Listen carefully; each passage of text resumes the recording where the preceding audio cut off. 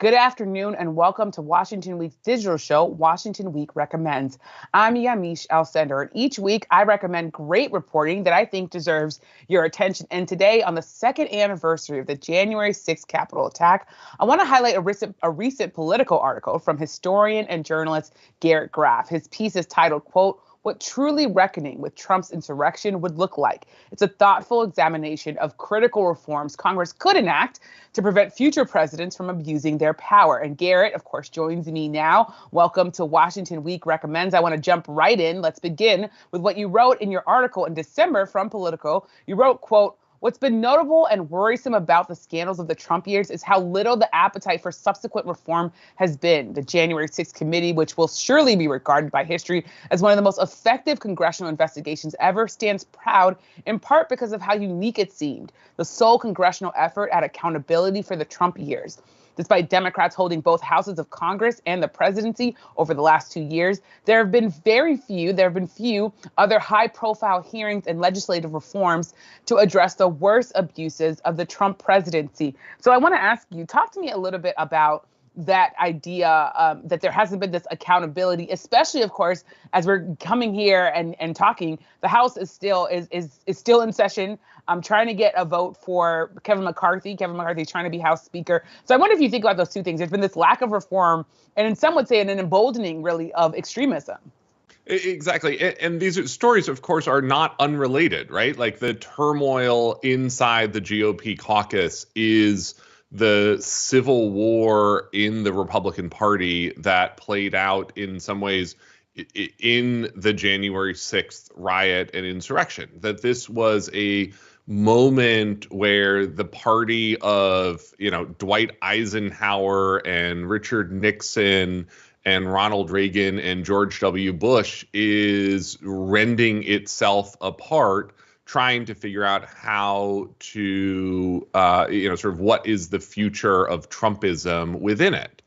And that, I contrast the January 6th committee, its work, the congressional reforms that we've seen with, for instance, what followed Watergate, which, as you know, I wrote a recent book on. And that what you saw in the wake of Watergate was not just Richard Nixon's resignation, but that Nixon's resignation was treated as the beginning of effectively a decade of extensive small d democratic reforms to the United States: campaign finance reform, government ethics reform, intelligence reform. I mean, the entire system that we have of modern House and Senate intelligence committees, the FISA courts, FISA warrants, all of that grew out of these reform movements post-Watergate. And yes, Congress passed the Electoral Count Reform Act at the end of last year, just a week or so ago. But really, that's about it that we've seen. And one of the things that just was so striking to me as I was writing this piece at the end of what we knew then was the end of the Democratic majority on Capitol Hill in both houses was how little other reform Congress has actually tried to bite off, not the least of which is the simple reforms that they could have made to Capitol Police oversight or the authority to call out the D.C. National Guard, both of which were security failures on January 6th that endangered Congress itself. That, there's sort of one set of reform looking at the rest of the country, but Congress doesn't even seem to have the appetite in this moment to enact the reforms necessary to protect itself. It's so fascinating. I want to ask you all about, there's so many things in there I want to ask you about. I want to ask you one other question about what we're seeing happen just currently and how it connects to what you were writing about when it comes to sort of abuses of power. You have some of the same players at the center of what's going on right now on the House floor with this House speakership battle as you had in the middle of the January 6th insurrection and all that came after. You think about Representative Perry, Representative Gates, Jim Jordan, even Kevin McCarthy, who at first was trying to get former President Donald Trump to take action, but then ultimately went to Mar-a-Lago and tried to start whitewashing the Capitol attack. I wonder what you make of these figures still playing such a big and outsized role in politics after January 6th.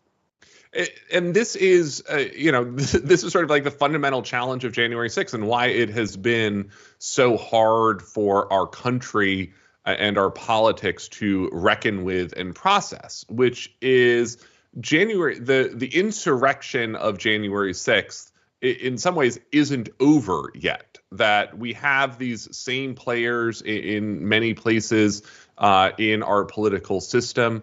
That even after the storming of the Capitol, you had all of those Republican senators and members of Congress stand up and still object to the certification of the electoral vote.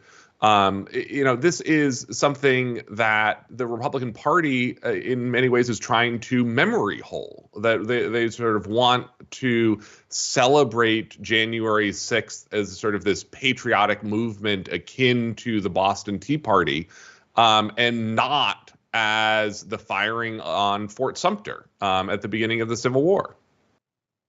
That's such an apt way to put it, such a poignant way to put it. You talked about the Electoral Count Act. I know in your piece you said that there's somewhat, you said, seems very unlikely that Congress was going to enact that Electoral Count Act. I know a lot of people who agreed with you.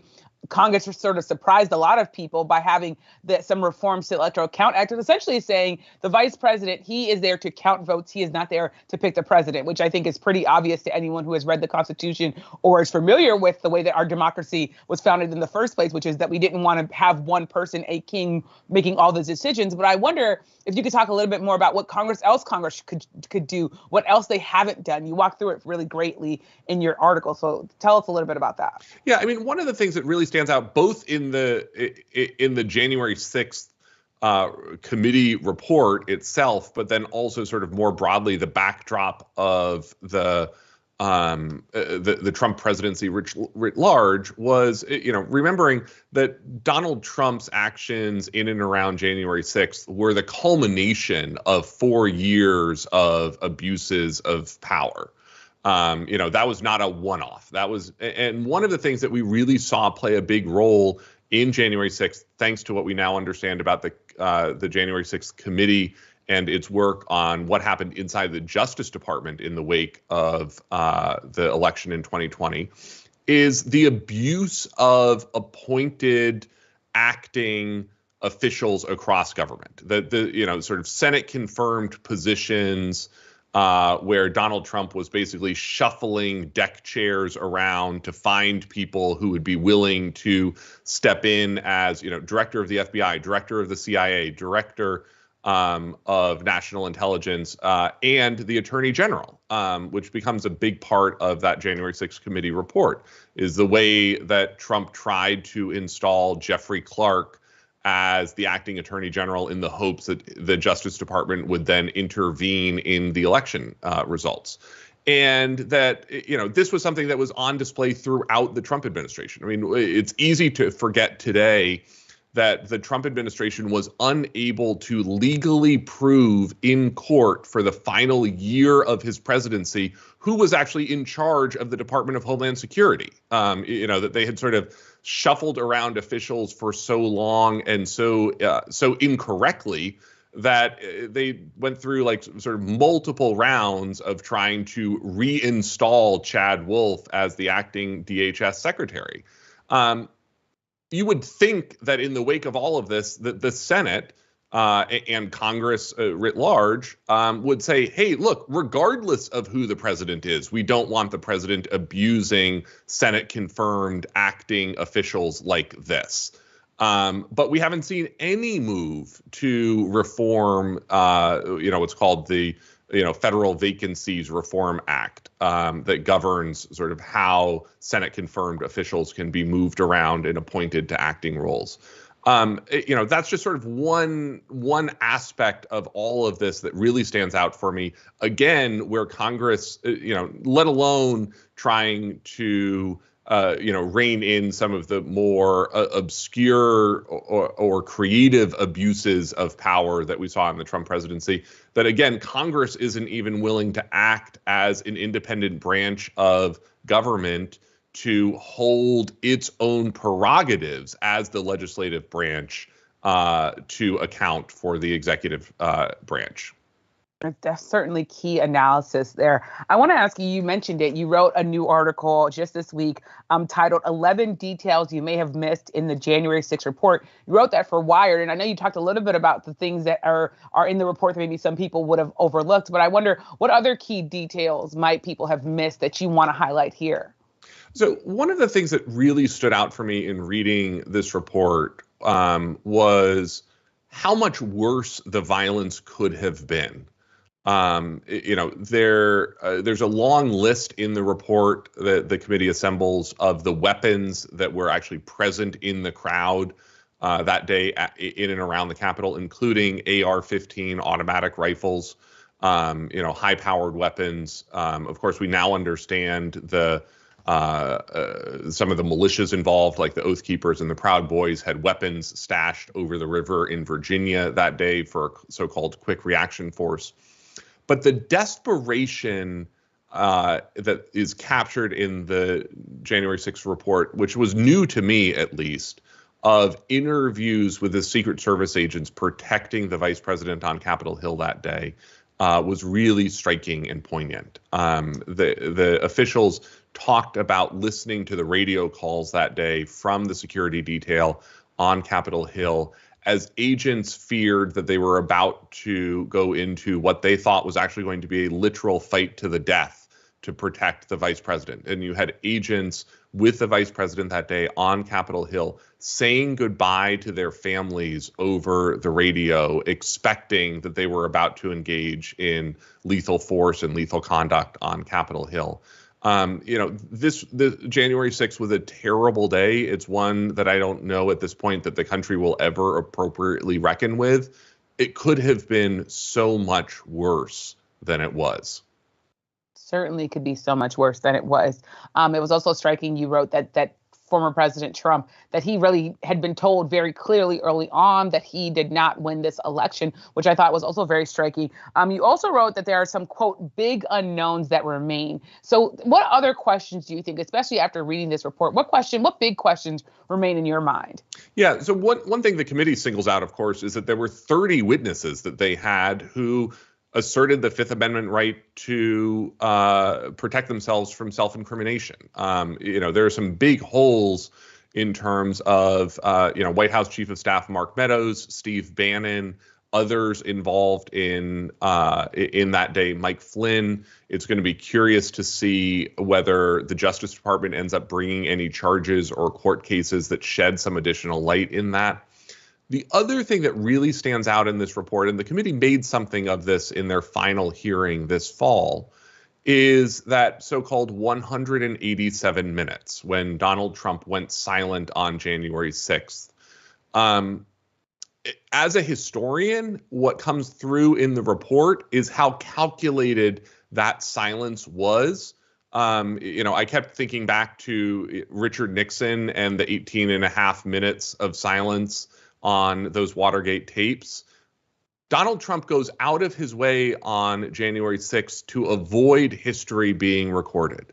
For those 187 minutes, he does not allow the White House photographer in to see him. He does not allow the normal White House records kept of his telephone calls. There are no entries on what's called the White House Presidential Daily Diary, which is normally a document that we have going back, decades. We have copies of this from the Cuban Missile Crisis, from the Saturday Night Massacre, from 9/11, of minute by minute what the president was doing, where he was, who he was meeting with. This is a record that literally tracks to the minute when someone steps into a room with the president and when they step out.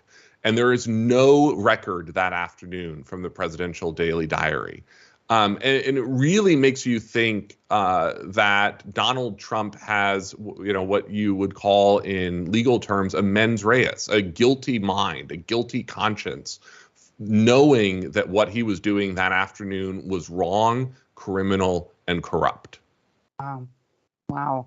Garrett, I want to ask you one last question, and it's that you wrote in the Political article, quote, "It's possible that the most lasting change of the Trump years is already in place."